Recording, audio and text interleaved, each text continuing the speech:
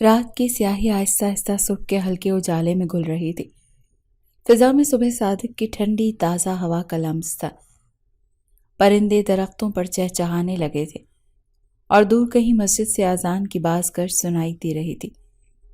آسمان کے کونے سے مدھم سی نارنجی روشنی پھوٹ رہی تھی جو اندھیرے کی دبیز چادر کو چیر کر دن کی آمد کا اعلان کر رہی تھی۔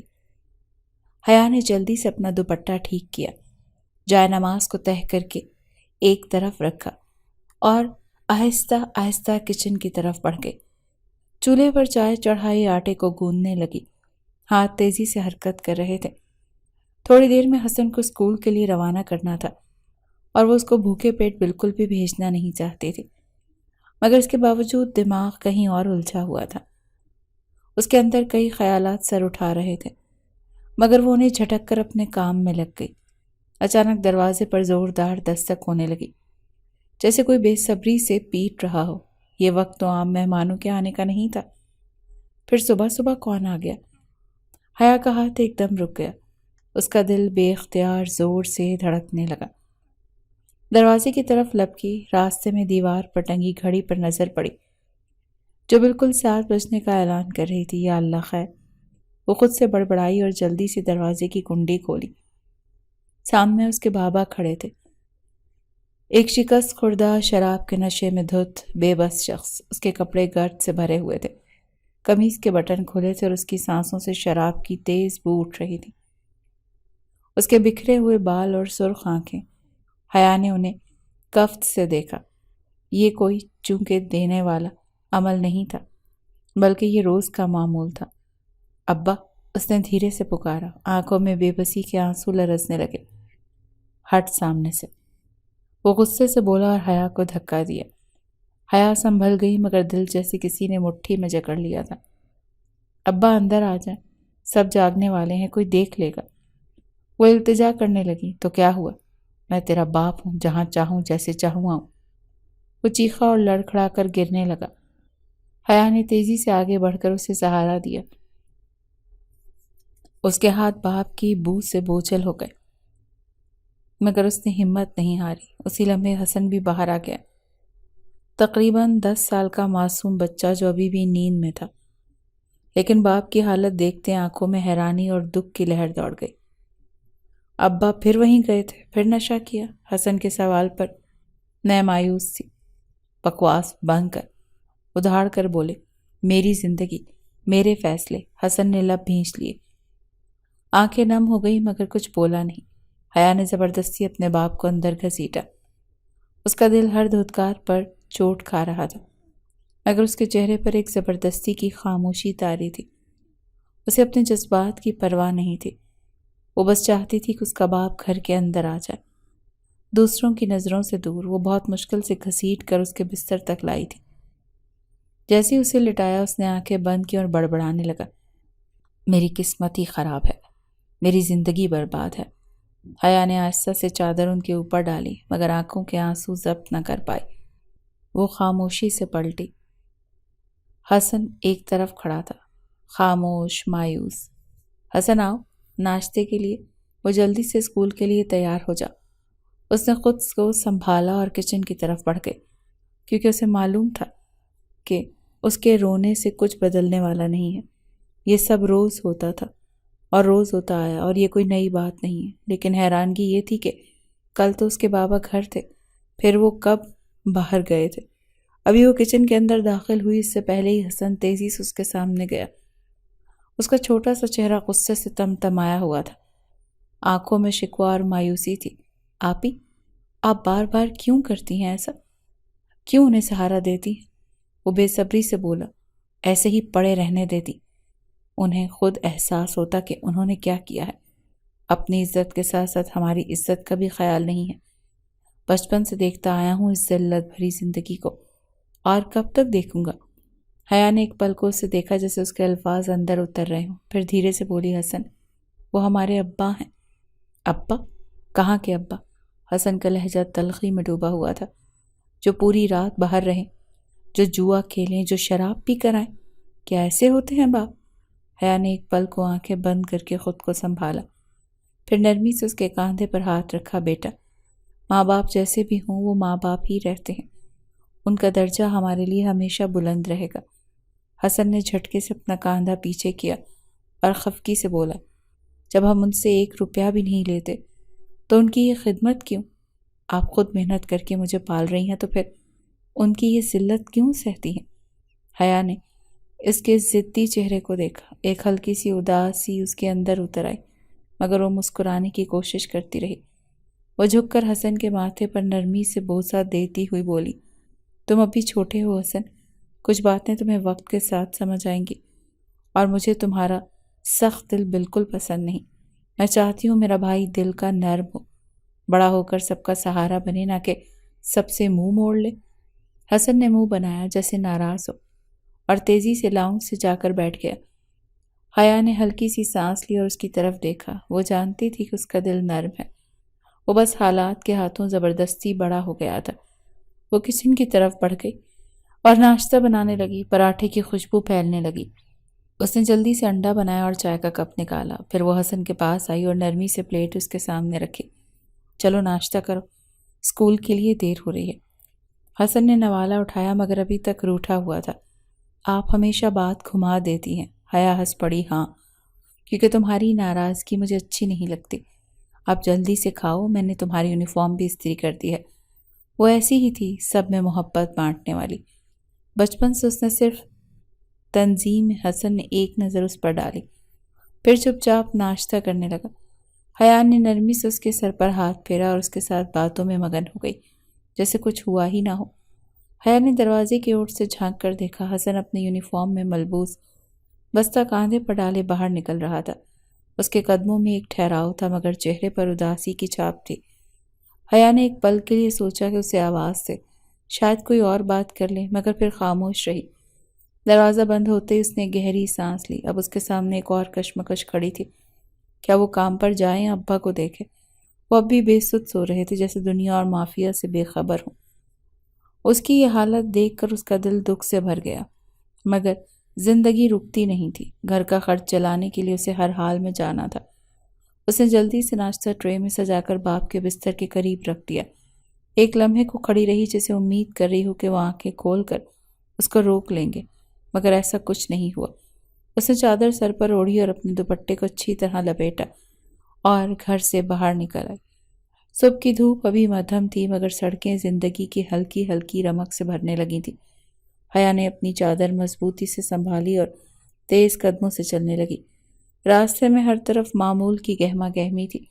کوئی رکشے والا سواری کے انتظار میں تھا تو کوئی دودھ والا اپنی گدھا گاڑی پر دودھ کے کنستر سجائے گزر رہا تھا، تو کہیں کوئی دکاندار اپنا شٹر کھول رہا تھا۔ حیا تیزی سے چلتی رہی۔ اس کے قدموں میں اعتماد تھا مگر دل میں عجیب سا بوجھ تھا۔ وہ اتنی حسین تھی کہ راستے میں کئی نظریں اس پر ٹھہرتی تھی، مگر وہ ہمیشہ کی طرح ان سب کو نظر انداز کر کے اپنی دنیا میں مگن رہتی۔ چند گلیاں پار کرنے کے بعد وہ ایک پوش علاقے میں داخل ہوئی۔ بڑی بڑی کوٹھیاں، چمکتی گاڑیاں، اونچے درختوں سے گھری سڑکیں، جیسے کسی اور ہی دنیا کا حصہ ہوں۔ وہ ایک سفید رنگ کی عالیشان کوٹھی کے سامنے رکی۔ گیٹ کے ساتھ کھڑا چوکیدار اسے دیکھ کر مسکرایا اور دروازہ کھول دیا۔ آ گئی بی بی، آج دیر کر دی؟ حیا نے نرمی سے سر ہلایا اور اندر داخل ہو گئی۔ جیسے ہی وہ دہلیز پار کر کے اندر پہنچی، ہال کے وسط میں کھڑی ایک عمر رسیدہ خاتون نے اسے دیکھا اور فوراً ناراضگی بھرے انداز میں بولی، کہاں رہ گئی تھی آج؟ اتنی دیر کیوں لگا دی؟ یہ اماں بیگم تھی، گھر کی سب سے بڑی اور سب سے نرم دل ہستی۔ سفید چادر میں لپٹی ہوئی، سر پر ہلکا سا دوپٹہ، چہرے پر شفقت بھری سختی اور آنکھوں میں وہی محبت جو ماں کی آنکھوں میں ہوتی ہے۔ حیا نے جلدی سے جوتے سیدھے رکھے اور سر جھکا کر بولی، معاف کیجیے اماں بیگم، آج کچھ دیر ہو گئی، حسن کو اسکول بھیجنا تھا اور ابا۔ اماں بیگم نے گہری سانس لی، جیسے سب سمجھ گئی ہوں۔ وہ ہمیشہ کی طرح خاموش رہی، مگر ان کے چہرے پر ایک شفیق سی ناراضگی اب بھی قائم تھی۔ اچھا چلو ناشتہ کر کے کام شروع کرو، میں تمہارے لیے دودھ لے کر آتی ہوں۔ حیا نے مسکراتے ہوئے ان کی طرف دیکھا۔ اماں بیگم کا یہ انداز اسے ہمیشہ اپنی ماں کی کمی کا احساس کم کر دیتا تھا۔ جب سے اس نے کمانے کے لیے اپنے گھر کی دہلیز پار کی تھی، وہ انہی کے پاس ملازمت کر رہی تھی، اور اماں بیگم نے کبھی اس پر کسی کی گندی نگاہ تک پڑنے نہیں دی تھی۔ وقت دھیرے دھیرے گزرتا جا رہا تھا، معمول کے مطابق ہی وقت گزرتا تھا، لیکن آج کچھ تھا جو صبح سے ہی حیا کو غیر معمولی محسوس ہو رہا تھا۔ صبح سے ہی اس کا دل بہت بوجھل ہو رہا تھا۔ ایک عجیب سی کیفیت اس میں سرایت کر رہی تھی جو وہ کسی کو بتا نہیں رہی تھی۔ چولہے کی تیز آنچ پر رکھی روٹی پھولنے کو تھی۔ حیا نے مہارت سے اسے پلٹا اور دوسرا پیڑا بنانے لگی۔ باورچی خانے میں گرم تندور کی مہک کی پھیلتی ہوئی تھی، مگر اس کا ذہن کہیں اور ہی بھٹک رہا تھا۔ حسن کو اسکول بھیجنے، ابا کی حالت اور اپنے کام کے بوجھ نے اسے چکرا کر رکھ دیا تھا، اور پھر صبح سے ہوتی بیزار حالت بھی اسے بہت ہی تکلیف میں مبتلا کر رہی تھی۔ ابھی وہ اپنی ہی سوچوں میں گم تھی جب اچانک دروازہ دھڑام سے کھلا اور حسن ہانپتا ہوا اندر آیا۔ اس کی سانسیں بے ترتیب تھیں اور چہرہ خوف سے سفید پڑ چکا تھا، اور اس کی آنکھوں میں وحشت تھی۔ آپی، آپی! وہ تیزی سے آگے بڑھا۔ حیا نے گھبرا کر بیلن ایک طرف رکھا اور حسن کی طرف لپکی۔ کیا ہوا حسن؟ سانس تو درست کرو۔ آپی، ابا نے… حسن کے گلے سے آواز نہیں نکل رہی تھی۔ وہ بے چینی سے ہاتھ رگڑنے لگا، جیسے الفاظ تلاش کر رہا ہو، مگر اگلا جملہ کہنے میں اسے ایک لمحہ بھی نہ لگا۔ آپی، ابا تمہیں جوئے میں ہار گئے ہیں۔ حیا کی آنکھیں پل بھر کے لیے ساکت ہو گئیں۔ اس کا دل جیسے دھڑکنا بھول گیا ہو۔ چولہے کی آنچ میں بھڑکتے شعلوں کی تپش اسے محسوس نہیں ہو رہی تھی۔ ہاتھ میں پکڑا دوپٹہ جھٹ سے نیچے گر گیا۔ کیا؟ اس کی آواز میں سرگوشی میں بدل گئی، جیسے یقین نہ آ رہا ہو۔ ہاں آپی، حسن کی آواز کانپ رہی تھی۔ وہ نشے میں تھے، جوئے کے اڈے پر بیٹھے تھے، اور کسی نے ان سے کہا کہ ابو کچھ نہیں ہار سکتے، تو انہوں نے غصے میں… وہ لمحہ بھر کر رکا، پھر بے یقینی سے سر کو ہلایا۔ انہوں نے کہہ دیا ان کی بیٹی ان کے پاس ہے، وہ اسے ہار سکتے ہیں۔ حیا کا پورا بدن لرز گیا، اس کے ہاتھ سرد ہو گئے، آنکھوں کے سامنے اندھیرا چھانے لگا۔ یہ کیسے ہو سکتا؟ اس نے سرگوشی کی۔ میں کہاں جاؤں گی حسن؟ کہیں بھی۔ حسن نے تڑپ کر اس کا ہاتھ پکڑا۔ بس یہاں سے نکل جا، وہ لوگ کسی بھی وقت آ سکتے ہیں۔ آدمی نے اپنے بندے بھیج دیے ہیں باجی، وہ آدمی بہت ہی مالدار ہے اور بہت طاقتور۔ میں آپ کو بتا رہا ہوں، آپ بہت مشکل میں آ سکتی ہیں۔ وہ 10 سال کا تھا، لیکن اپنے گھر کو بہت ہی غور سے پرکھ کر رکھتا تھا، اپنے باپ پر ہر وقت نظر رکھتا تھا، اور آج اس کا یہ کام اس کی بہن کے لیے بہت فائدہ مند ثابت ہو چکا تھا۔ حیا نے بے یقینی سے حسن کو دیکھا، جیسے اس کی عقل نے کام کرنا بند کر دیا، مگر حسن کی وحشت زدہ آنکھیں حقیقت بیان کر رہی تھیں۔ یہاں سے نکل جاؤ آپی، میں تمہیں نہیں کھو سکتا۔ حسن کے لہجے میں وہ بے بسی تھی جو ایک معصوم بھائی اپنی بہن کے لیے محسوس کرتا ہے۔ حیا نے لرزتے ہاتھوں سے اپنی چادر اٹھائی، خود کو اچھی طرح لپیٹا اور تیزی سے پچھلے دروازے کی طرف بڑھی۔ حسن، تم سنبھال لینا، ٹھیک ہے؟ اس نے آخری بار مڑ کر اپنے بھائی کو دیکھا، آنکھوں میں آنسو تیرنے لگے۔ بس تم نکلو آپی، حسن نے دروازہ کھول کر باہر جھانکا۔ اندھیری گلی سنسان تھی۔ اللہ کے لیے نکل جاؤ۔ حیا نے ایک لمحے کی مہلت بھی ضائع نہیں کی، اپنے آنسو ضبط کیے اور ننگے پیر اندھیرے میں بھاگ نکلی، جسے اپنا آپ بچانے کی آخری کوشش کر رہی۔ اس نے کبھی نہیں سوچا تھا کہ اس پر ایسا وقت بھی آ سکتا ہے۔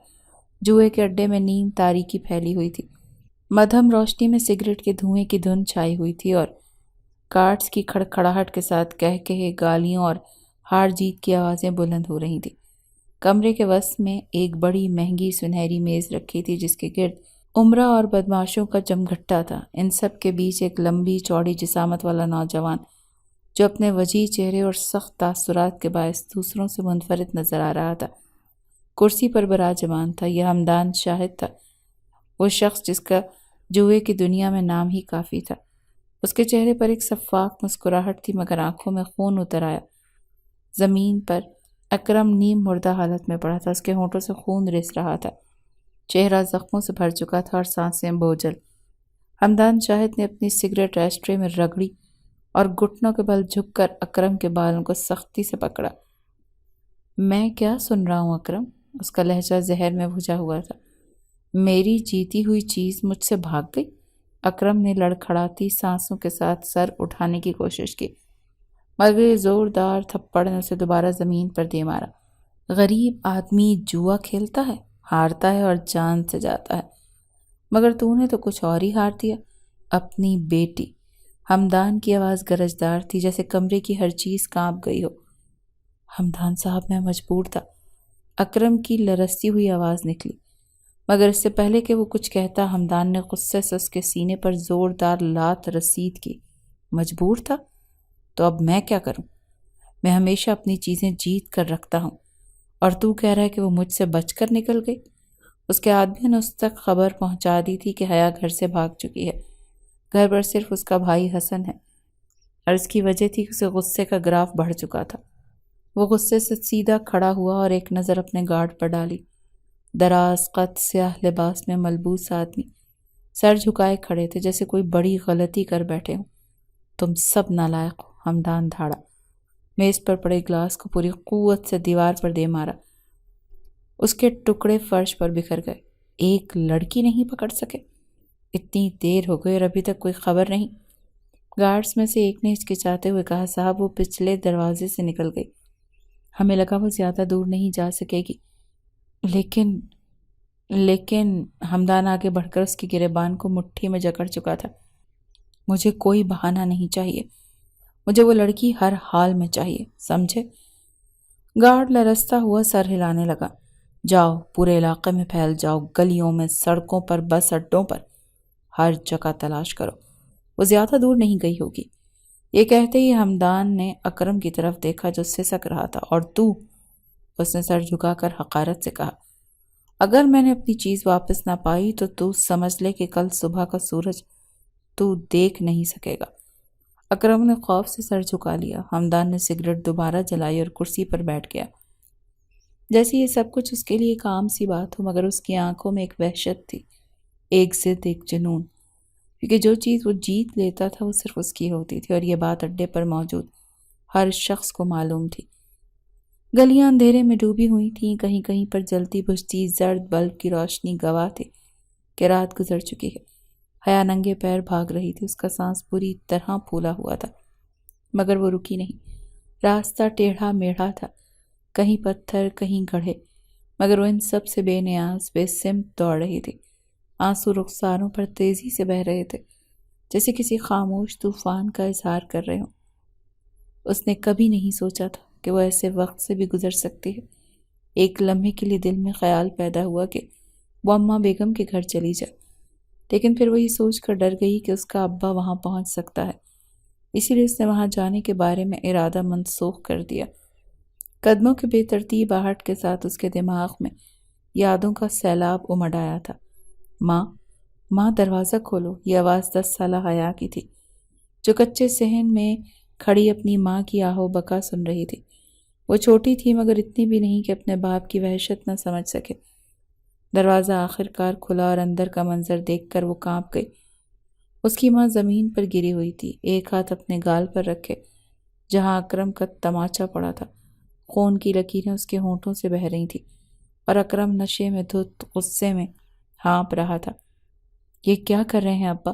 حیا نے روتے ہوئے پوچھا تھا، مگر جواب میں ایک اور تھپڑ ماں کے گال پر رسید ہوا۔ وہ منظر جیسے اس کی آنکھوں میں ہمیشہ کے لیے قید ہو گیا تھا۔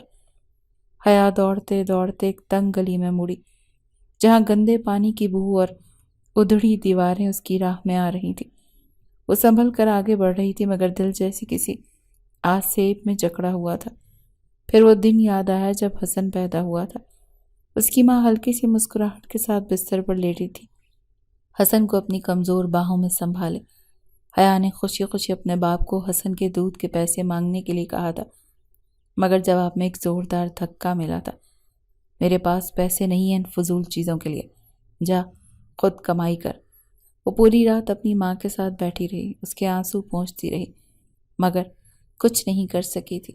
زچگی کے دوران بہت سے مسائل پیدا ہو گئے، جس کی وجہ سے دوائی نہ ملنے کے وجہ سے وہ 2 دن بعد فوت ہو گئی تھی، اور پھر جب ماں دنیا سے چلی گئی تو حسن کی ذمہ داری اس پر آ گئی تھی۔ حیا نے پہلی بار جھاڑو ہاتھ میں پکڑی تھی۔ 10 سال کی عمر میں اس نے لوگوں کے گھروں کی صفائی کی تھی، برتن مانجے تھے، کپڑے دھوئے تھے۔ وہ چاہتی تو اسکول جا سکتی تھی، مگر حسن کے دودھ کے لیے، اس کے کھانے کے لیے اسے کام کرنا پڑا تھا۔ حسن ہمیشہ اکرم صاحب کے خلاف گیا تھا، لیکن وہ ہمیشہ اپنے بھائی کے سامنے بھی اپنے باپ کی ہی وکالت کرتی آئی تھی، اور اب اسی باپ نے اسے کہیں کا نہیں چھوڑا تھا۔ حیا کا دل شدت سے دھڑک رہا تھا۔ حسن وہ ہانپتے ہوئے بڑبڑائی، میرا بھائی اکیلا رہ گیا، وہ کیا کرے گا، وہ کس کے پاس جائے گا؟ یہ خیال ہی اس کے لیے جان لیوا تھا۔ اگر جا کر وہ ایک سنسان دیوار کے ساتھ ٹیک لگا کر کھڑی ہو گئی۔ اس کے پیروں میں جان نہیں رہی تھی، وہ اپنے ہاتھوں میں چہرہ چھپا کر پھوٹ پھوٹ کر رو دی۔ آج وہ بچپن سے اب تک کی سبھی زخم محسوس کر رہی تھی۔ آج اس کے پاس رونے کے سوا اور کچھ نہیں بچا تھا۔ اس کو معلوم نہیں تھا کہ وہ کس سمت جائے، اور سب سے بڑی بے بسی اس کی یہی تھی۔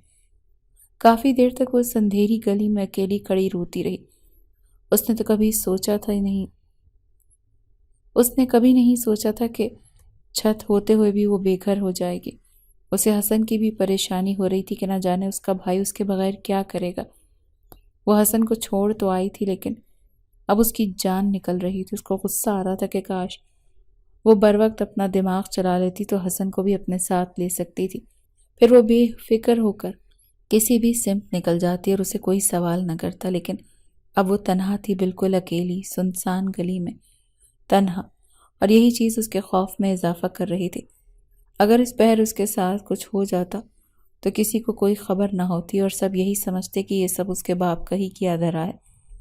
لیکن اس پل وہ بالکل بے بس تھی، ایک ایسی بے بس لڑکی جس کے پاس سوائے عزت کے اب کچھ بھی نہیں بچا تھا۔ رات کے سائے میں سڑک سنسان تھی، خاموش، مگر کہیں کہیں دور بھونکتے کتوں کی آوازیں اس ویرانی کو مزید خوفناک بنا رہی تھی۔ حمدان شاہد اپنی قیمتی گاڑی میں بیٹھا سختی سے اسٹیئرنگ کو تھامے غصے میں گاڑی چلا رہا تھا۔ وہ مزید اس جوئے کے اڈے پر نہیں بیٹھ پایا تو اس کا دماغ غصے کے مارے پھٹنے کے قریب آ گیا تھا۔ اسی لیے وہ وہاں سے نکل کر اپنے بنگلے کی طرف بڑھ چکا تھا۔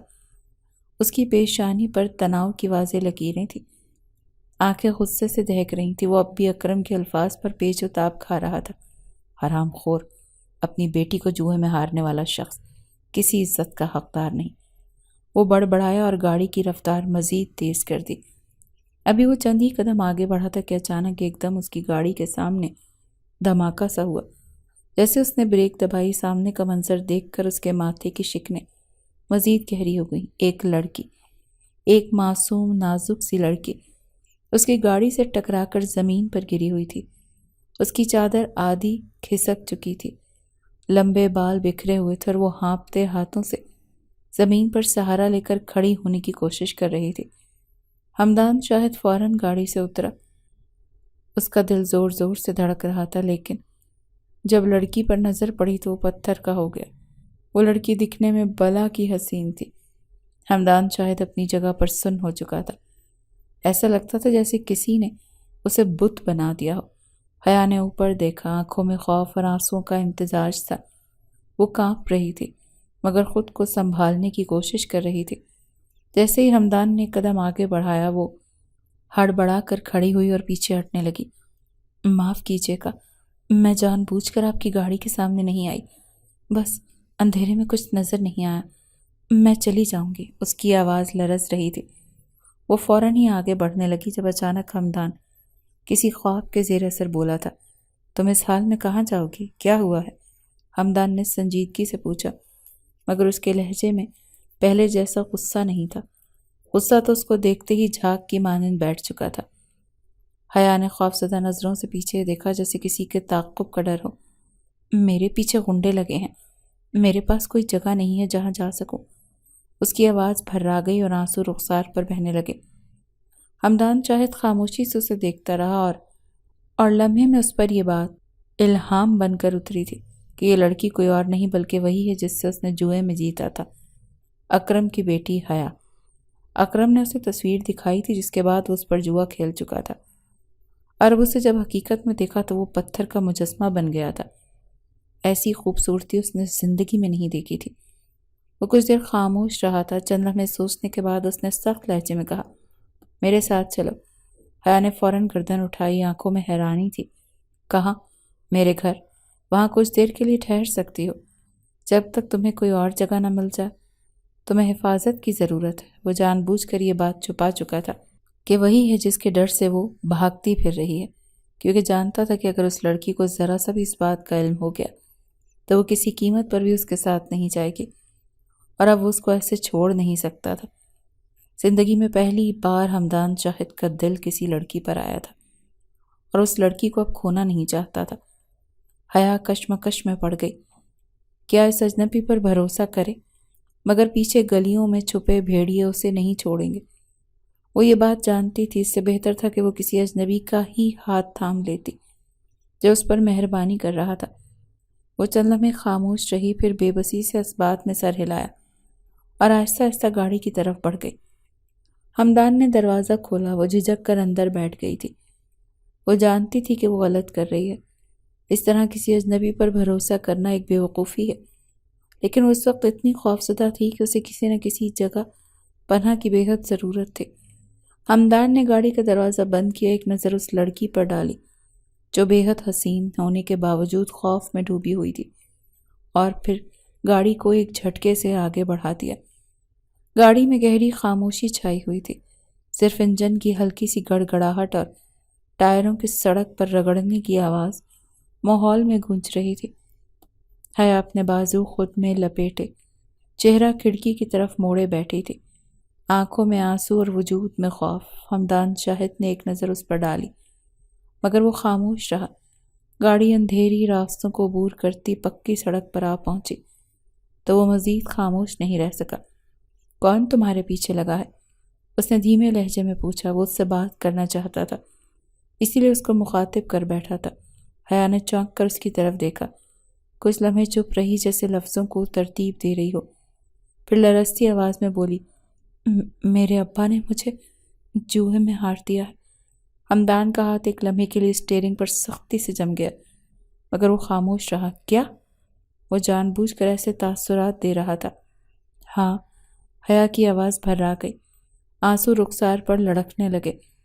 وہ مجھے ایک شرط کے طور پر رکھ بیٹھے اور جب جیتنے والے نے اپنی جیت مانگی تو میں بھاگ گئی۔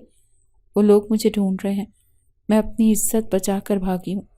اسے عجیب سا گلٹ ہو رہا تھا، جس لڑکی کی تلاش میں اس کے آدمی مارے مارے پھر رہے تھے اس کے برابر میں بیٹھی تھی، اسی سے مدد کی اپیل کر رہی تھی۔ اس کی انگلیاں اسٹیئرنگ پر مزید سخت ہوئیں، ماتھے کی رگیں تن گئیں، دل زور زور سے دھڑکنے لگا۔ کیا واقعی دنیا گول ہے؟ وہ زیر لب بڑبڑایا مگر اتنی آہستگی سے کہ حیا سن نہ پائی۔ اچانک اس نے ایک جھٹکے سے بریک دبائی، گاڑی چرچرا کر رک گئی۔ حیا ہڑبڑا کر آگے کو جھکی، خوفزدہ نظروں سے حمدان کی طرف دیکھا۔ کیا ہوا؟ اس نے ڈرتے ڈرتے پوچھا۔ حمدان شاہد کی نظریں سیدھی سڑک پر جمی ہوئی تھی، وہ خود کو نارمل رکھنے کی کوشش کر رہا تھا مگر اندر ایک طوفان اٹھ چکا تھا۔ کچھ نہیں، وہ دھیرے سے بولا اور گہری سانس لے کر گاڑی دوبارہ چلانے لگا۔ اس کا دل چاہا کہ وہ یہ سچ بتا دے کہ جس شخص سے وہ بھاگ رہی ہے وہ اسی کے ساتھ بیٹھی ہے، کہ وہی اس کا مالک ہے، کہ وہی وہ شخص ہے جس نے اسے جیتا تھا، مگر جانے کیوں وہ کچھ بھی نہ کہہ سکا۔ چند لمحے گاڑی میں پھر وہی خاموشی چھا گئی۔ حیا نے آہستہ سے اپنی چادر مزید مضبوطی سے لپیٹی اور کھڑکی سے باہر دیکھنے لگی۔ حمدان نے گہری نظر اس پر ڈالی، پھر گاڑی کا رخ اپنے بنگلے کی طرف موڑ دیا۔ وہ دل ہی دل میں طے کر چکا تھا کہ اس معصوم سے حسن کو وہ اس طرح سڑکوں پر بے یار و مددگار نہیں چھوڑے گا۔ گاڑی ایک لمبی مسافت طے کرنے کے بعد ایک جھٹکے سے رکی۔ حیا جو پہلے ہی خوفزدہ تھی ہڑبڑا کر سیدھی ہوئی اور باہر جھانکا۔ سامنے ایک عالی شان بنگلہ تھا، اتنا بڑا اور شاندار کہ وہ پلکیں جھپکنا بھول گئی تھی۔ اونچی دیواروں سے گھرا ہوا شاہانہ گیٹ، وسیع پورچ اور اندر روشنیوں سے جگمگ کرتا ہوا بنگلہ۔ وہ بے یقینی سے دروازے کی طرف دیکھتی رہی۔ اتر جاؤ، حمدان کی گہری آواز اس کے کانوں میں پڑی تو وہ چونک گئی۔ حیا نے گھبرا کر اس کی طرف دیکھا، پھر آہستہ سے اپنی کالی چادر کو مضبوطی سے لپیٹ کر دروازہ کھولا اور نیچے اتر آئی۔ اس کے قدم بے اختیار پیچھے ہٹنے لگے، جیسے اس جگہ کا حصہ بننے سے ڈر رہی ہو۔ حمدان شاہد اس کے قریب آیا، ہاتھ جیب میں ڈالے، نظریں سیدھی اس کے چہرے پر جمائے بولا، یہ میرا گھر ہے، اب تم یہاں بغیر کسی خوف کے رہ سکتی ہو۔ حیا نے تیزی سے نفی میں سر ہلایا، نہیں، آپ کا بہت شکریہ مگر مجھے اب جانا ہوگا، میں پہلے ہی بہت دور آ چکی ہوں، کہیں بھی چلی جاؤں گی مگر یہاں نہیں رک سکتی۔ حمدان نے گہری سانس لی جیسے اپنی جھنجھلاہٹ پر قابو پا رہا ہو، پھر پرسکون لہجے میں بولا، اور اگر تم کہیں جاتے جاتے دوبارہ انہی غنڈوں کے ہتھے چڑھ گئیں تو وہ لوگ تمہیں کہیں بھی ڈھونڈ سکتے ہیں، تمہارے پاس نہ ٹھکانہ ہے نہ کوئی سہارا۔ اگر تم اب باہر نکلیں تو وہ تمہیں کہیں کا نہیں چھوڑیں گے۔ وہ جان بوجھ کر اسے خوفزدہ کر رہا تھا تاکہ وہ اس کے پاس سے کہیں دور نہ جا سکے۔ حیا نے بے چینی سے ادھر ادھر دیکھا، ہاتھوں کی انگلیاں چادر کے کناروں کو مروڑنے لگی۔ مگر وہ ہچکچائی۔ کوئی مگر نہیں، ہمدان نے دو ٹوک لہجے میں کہا۔ یہاں کم از کم تم محفوظ ہو، جب تک حالات بہتر نہیں ہو جاتے تم یہیں رہو گے۔ حیا نے بے یقینی سے اس کی طرف دیکھا، جیسے پرکھ رہی ہو کیا وہ واقعی اس کی بھلائی کے لیے کہہ رہا ہے یا کوئی اور مقصد رکھتا ہے۔ میں تمہیں نقصان نہیں پہنچاؤں گا، ہمدان نے نرم مگر پراثر لہجے میں کہا۔ اگر تمہیں لگتا ہے کہ تمہیں کسی قسم کا خطرہ ہے تو بے فکر رہو، میں تمہاری حفاظت کا ذمہ لے رہا ہوں۔ حیا کی آنکھیں بے اختیار نم ہو گئیں۔ وہ بہت تھک چکی تھی، جسمانی طور پر بھی اور ذہنی طور پر بھی۔ اسے سہارا چاہیے تھا، ایک ایسی جگہ جہاں وہ سکون سے سانس لے سکے، جہاں اسے خوف نہ ہو کہ کوئی دروازہ توڑ کر اندر آ جائے گا اور اس کی زندگی برباد کر دے گا۔ کچھ لمحے کی خاموشی کے بعد اس نے دھیرے سے سر ہلا دیا، جیسے ہمدان کی بات مان گئی ہو۔ ہمدان نے سر جھٹکا اور آگے بڑھا۔ چلو اندر۔ حیا نے ایک بار پھر پیچھے مڑ کر گیٹ کی طرف دیکھا، جیسے خود کو قائل کر رہی ہو کہ اس کے پاس اور کوئی راستہ نہیں ہے۔ پھر وہ دھیرے دھیرے ہمدان کے پیچھے چل دی، اس اجنبی کی طرف جسے وہ جانتی بھی نہیں تھی، مگر جس نے اسے ایک محفوظ ٹھکانہ دینے کا وعدہ کیا تھا۔ بنگلے کے اندر قدم رکھتے ہی ایک عجیب سی خاموشی حیا کے دل پر چھا گئی۔ وہ لمحے بھر کے لیے خوفزدہ ہو گئی تھی۔ پورا بنگلہ سناٹے کی زد میں تھا، کہنے کو ان کا چھوٹا سا گھر بھی سناٹے میں رہتا تھا، لیکن آس پڑوس سے اتنی آوازیں آتی تھیں کہ وہ پرسکون تھی۔ حسن سارا دن بچوں کے ساتھ باہر کھیلتا تھا، مگر اسے فکر نہیں ہوتی تھی، کیونکہ آس پڑوس سے اتنی آوازیں آتی تھیں کہ وہ بالکل بے فکر رہتی تھی کہ کوئی وہاں نہیں آ سکتا۔ مگر اب اس بنگلے کو دیکھ کر وہ تھوڑا سا پریشان ہو گئی تھی۔ وہ ناسمجھی سے ادھر ادھر دیکھنے لگی۔ عالی شان جھاڑ فانوس کی روشنی، مہنگے قالین، دیواروں پر آویزاں قیمتی پینٹنگز، سب کچھ اس کی دنیا سے بالکل الگ تھا۔ اس کے دل کی دھڑکن بے ترتیب ہو چکی تھی۔ جیسے ہی وہ آگے بڑھی، سامنے ایک باوقار عمر رسیدہ خاتون بیٹھی نظر آئیں۔ سفید جھریوں بھرے ہاتھوں میں تسبیح، چہرے پر وقار، مگر آنکھوں میں بے پناہ محبت۔ وہ یکدم سیدھی ہو کر بیٹھ گئیں، اور جیسے ہی ان کی نظریں ہمدان پر پڑیں، چہرے پر خوشی بکھر گئی۔ میرا پوتا، میرا لاڈلا پوتا، میری زندگی کا کل اثاثہ۔ بی جان کی آواز میں بے پناہ محبت تھی۔ وہ جھٹ سے اٹھ کھڑی ہوئیں اور ہمدان کے قریب آ کر اسے سینے سے لگا لیا۔ ہمدان بھی کچھ لمحے کے لیے حیران ہوا، مگر فوراً ہی ان کی محبت کے آگے پگھل گیا۔ بی جان، آپ یہاں کیسے؟ اس نے محبت سے ان کی پیشانی چومی۔ بی جان نے اس کے کاندھے پر ہاتھ رکھا۔ میرا دل چاہا تمہیں دیکھنے کا تو چلی آئی، تم سے ملے بہت دن ہو گئے تھے۔ کیوں؟ میرا آنا تمہیں پسند نہیں آیا؟ ہمدان مسکرایا اور انہیں مسکراتے ہوئے گلے سے لگا لیا تھا اور خوشگن لہجے میں بولا تھا، آپ کا آنا تو ہمارے لیے خوشی کا سبب بنتا ہے، بھلا ہمیں کیوں پسند نہیں آئے گا؟ ابھی وہ کچھ کہتی اس سے پہلے ہی اگلے لمحے بی جان کی نگاہ حیا پر جا پڑی، جو ابھی تک ناسمجھی کے عالم میں کھڑی تھی۔ یہ کون ہے؟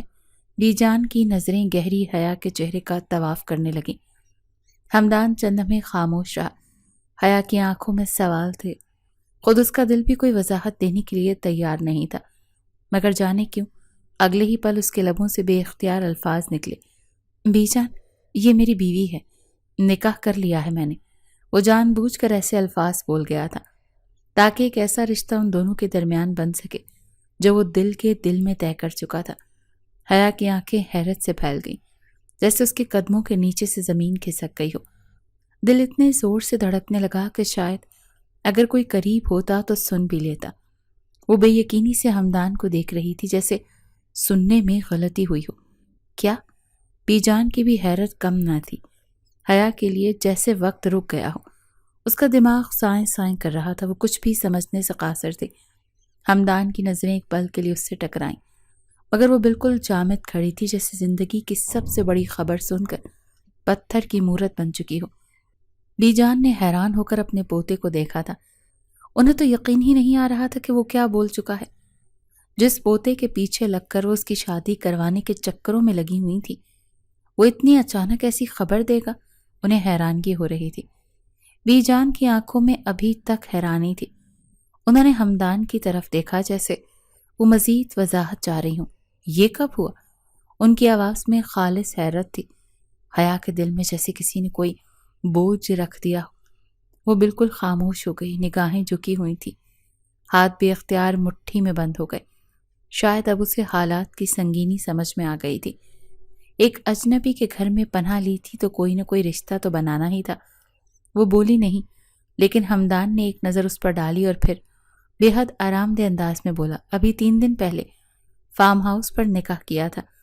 یہ وہی میرے ساتھ رہ رہی تھی، اب میں یہاں لے آیا۔ بی جان چند لمحے خاموش رہیں، جیسے اس بات کو سمجھنے کی کوشش کر رہی ہوں۔ پھر اچانک جیسے کوئی خیال ان کے ذہن میں آیا ہو، وہ نرمی سے بولی، ٹھیک ہے، اگر بیوی ہے اور تمہیں پسند بھی ہے تو بس ایک بار ہمارے سامنے بھی نکاح کر لو۔ کمرے میں جیسے اچانک خاموشی چھا گئی۔ حیا نے بے اختیار نظریں اٹھائیں۔ اس کے چہرے پر ایک دم خوف پھیل گیا، دل میں ہلچل مچ گئی۔ وہ جانتی تھی کہ اس نکاح کی حقیقت کچھ بھی نہیں، اور اب یہ سب کچھ مزید الجھتا جا رہا تھا۔ ہمدان کی آنکھوں میں ایک لمحے کے لیے حیرانی آئی، مگر اس نے فوری طور پر خود کو نارمل رکھا۔ ہونٹوں پر ہلکی سی مسکراہٹ آئی اور وہ اتنی ہی آسانی سے بولا جیسے کوئی عام سی بات ہو، ٹھیک ہے، جیسے آپ کی خواہش۔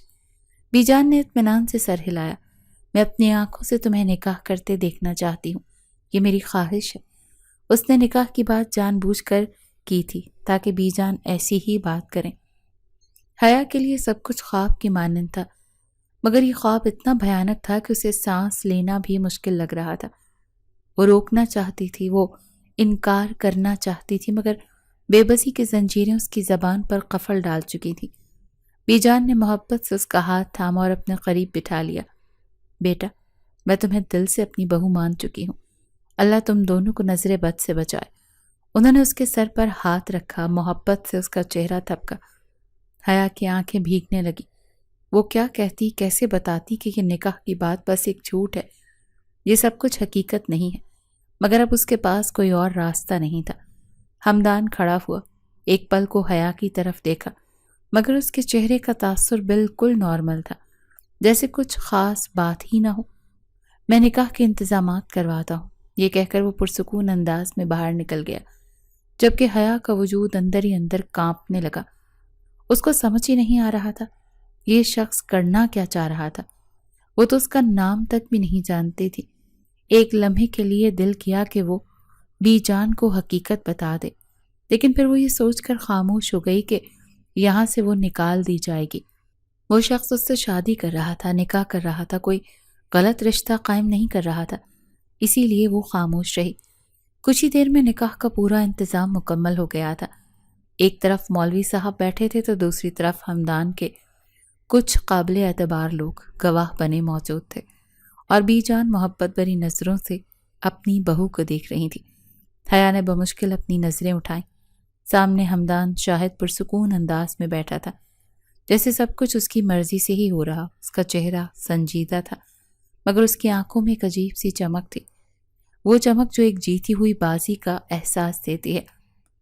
مولوی صاحب نے نکاح کے الفاظ پڑھے، اور جیسے انہوں نے پہلا سوال کیا، حیا کے دل کی دھڑکن جیسے تھم گئی تھی۔ حیا بنت اکرم، کیا آپ کو ہمدان شاہد کے نکاح میں قبول ہے؟ حیا کا پورا جسم کانپ رہا تھا، زبان ساکت ہوئی تھی، دل چیخ رہا تھا، مگر کوئی بھی آواز لبوں تک نہیں آ رہی تھی، آنکھوں سے آنسو بہتے ہی رہے تھے۔ وہ یہ سب نہیں چاہتی تھی، لیکن بے بسی کی زنجیروں نے اس کے قدم جکڑ رکھے تھے۔ اس کے پاس اور کوئی راستہ نہیں تھا۔ قبول ہے، یہ الفاظ نکلتے ہی اس کا وجود جیسے مزید بوجھل ہو گیا۔ اس نے محسوس کیا کہ سب کچھ ختم ہو چکا ہے، اب باقی کچھ نہیں رہا۔ مولوی صاحب نے دوبارہ وہی الفاظ دہرائے، اور اس بار بھی اس کی آواز کپ کپائی، مگر وہ کہہ گئی، قبول ہے۔ تیسری بار بھی جب اس کے لبوں سے یہی الفاظ نکلے تو ایسا لگا جیسے اس کی قسمت پر مہر لگا دی گئی ہو۔ اب نگاہ ہمدان کی طرف گئی۔ ہمدان شاہد ولد شاہد فاروق، کیا آپ کو حیا بنت اکرم سے نکاح قبول ہے؟ ہمدان نے سنجیدگی سے سر اٹھایا اور ایک گہرا سانس لے کر مضبوط آواز میں کہا، قبول ہے۔ اس کے چہرے پر ہلکی سی مسکراہٹ تھی، لیکن اس کا انداز اتنا پر اعتماد کہ کسی کو بھی کوئی شک نہ ہو سکتا تھا کہ یہ نکاح اس کی اپنی مرضی سے ہو رہا ہے۔ مولوی صاحب نے باقی کارروائی مکمل کی، گواہوں نے دستخط کیے، اور یوں چند لمحوں میں حیا ایک نئے رشتے میں بن چکی تھی۔ لی جان نے خوش ہو کر حیا کو اپنی باہوں میں بھرا، اس کا ماتھا چوما۔ میری بہو، اللہ تمہیں خوش رکھے۔ حیا کو لگا جیسے اس کی روح قید کر دی گئی ہو۔ وہ کچھ بول نہ سکی، بس چپ چاپ اپنی جگہ بیٹھی رہی۔ حمدان نے ایک نظر اس پر ڈالی، اس کی آنکھوں میں جیت کی خوشی تھی۔ دل میں ایک عجیب سا اطمینان تھا کہ وہ لڑکی جو پہلی ہی نظر میں اس کی نظروں میں بس گئی تھی، وہ اب ہمیشہ کے لیے اس کی ہو چکی ہے۔ کچھ دیر وہ لوگ لاؤنج میں بیٹھے رہے اور پھر کمرے کی طرف بڑھ گئے، لیکن کمرے کا دروازہ بند ہوتے ہی حیا پلٹی اور غصے سے حمدان کو دیکھنے لگی۔ اس کی سانسیں تیز ہو رہی تھی اور آنکھوں میں بے یقینی تھی کہ آپ نے کیا کر دیا۔ اس کی آواز کانپ رہی تھی۔ آپ تو بس میری مدد کر رہے تھے۔ یہ نکاح، یہ سب کیوں؟ حمدان نے سکون سے کوٹ اتارا، صوفے پر رکھا اور آہستہ آہستہ اس کی طرف بڑھا، اور اس کی آنکھوں میں وہی گہری چمک تھی جس میں شکار الجھ کر رہ جاتا تھا۔ کیونکہ میں تمہیں دیکھتے ہی تم پر دل ہار بیٹھا تھا حیا، وہ دھیرے سے بولا، جیسے ہر لفظ میں سچائی ہو۔ جب مجھے یہ موقع ملا کہ پہلی نظر کی محبت آسانی سے مل جائے تو میں کیوں پیچھے ہٹتا؟ حیا نے بے یقینی سے اسے دیکھا۔ یہ محبت نہیں تھی، یہ صرف موقع تھا جو آپ نے حاصل کر لیا۔ اس کی آواز میں کڑواہٹ تھی۔ حمدان نے گہری سانس لی۔ ہو سکتا ہے، لیکن اب جو ہے وہ حقیقت ہے، اور حقیقت یہ ہے کہ تم میری ہو۔ اس کے قریب آیا، اتنا قریب کہ حیا کو اپنا سانس اٹکتا ہوا محسوس ہوا۔ اس کی آنکھوں میں ایک ایسا جادو تھا جو دھیرے دھیرے اسے اپنی گرفت میں لے رہا تھا۔ یہ نکاح تمہارے لیے مجبوری ہو سکتا ہے، لیکن میرے لیے یہ میری سب سے بڑی خوش قسمتی ہے۔ اس نے اس کا ہاتھ تھاما۔ میں نے تمہیں صرف اس لیے نہیں اپنایا کہ تمہیں بچا سکوں، بلکہ اس لیے بھی کہ میں تمہیں اپنی زندگی میں چاہتا تھا حیا۔ حیا نے نظریں چرائیں، لیکن اس کے دل کی دھڑکنیں بغاوت کر رہی تھیں۔ حمدان کی گرم سانسیں اس کے چہرے کے قریب محسوس ہو رہی تھیں، اور پھر وہ آہستہ آہستہ اس کے ہونٹوں پر جھکتا چلا گیا۔ اگلی صبح حمدان کے کانوں میں کسی کے سسکنے کی آواز آئی۔ وہ نیند میں تھا، مگر یہ نرم رونے کی آواز اسے پوری طرح بیدار کر گئی۔ اس نے آنکھیں کھولیں اور دیکھا حیا اس کے برابر میں گھٹنوں میں چہرہ چھپائے رو رہی تھی۔ حیا، وہ چونک کر اٹھا۔ تم کیوں رو رہی ہو؟ حیا نے نم آنکھوں سے اسے دیکھا۔ اس کا چہرہ غم سے بھرپور تھا۔ آپ نے میرے ساتھ بہت برا کیا۔ اس کی آواز ٹوٹ رہی تھی۔ حمدان نے الجھ کر اس کا ہاتھ تھاما۔ کیا برا کیا میں نے؟ آپ مجھے یہاں لے آیا، آپ نے مجھ سے نکاح کر لیا۔ میرا حسن، میرا بھائی، پتہ نہیں وہ کیسا ہوگا۔ حمدان خاموش ہو گیا۔ وہ نہیں چاہتا تھا کہ اس کی محبت میں کوئی اور خیال آئے، مگر وہ حیا کی بے چینی کو نظر انداز بھی نہیں کر سکتا تھا۔ حسن تمہارا بھائی؟ حیا نے سر ہلایا۔ آنسو اس کی گالوں پر بہہ گئے۔ حمدان نے ایک لمحے کے لیے اسے دیکھا، پھر نرمی سے اس کی ٹھوڑی اوپر کی۔ میں حسن کو یہاں لے کر آؤں گا، میں وعدہ کرتا ہوں۔ حیا کی آنکھوں میں حیرانی تھی۔ سچ؟ سچ؟ حمدان نے مسکرا کر کہا۔ میں تمہیں کبھی اداس نہیں دیکھ سکتا حیا۔ حیا کے چہرے پر ایک نرم لالی دوڑ گئی۔ اس کی آنکھوں میں ایک چمک آئی جیسے امید کی روشنی واپس آ گئی ہو۔ حمدان نے اس کا ہاتھ نرمی سے تھاما، اور جہاں تک بات ہے اس نکاح کی تو تم دیکھنا، ایک دن تمہیں بھی اس رشتے سے محبت ہو جائے گی۔ حیا نے نظریں جھکا لی۔ اس کے گلابی گال حمدان کی جیت کا اعلان کر رہے تھے۔ وہ دھیرے سے مسکرائی اور حمدان کو لگا جیسے وہ دنیا کی سب سے حسین صبح دیکھ رہا ہو۔ اور کہتے ہیں نا، جب کوئی ساری زندگی اپنے ہی گھر والوں سے مخلص رہے تو رب العالمین اس کو بہترین سے نواز دیتا ہے، اور حیا کے ساتھ بھی کچھ ایسا ہی ہوا تھا۔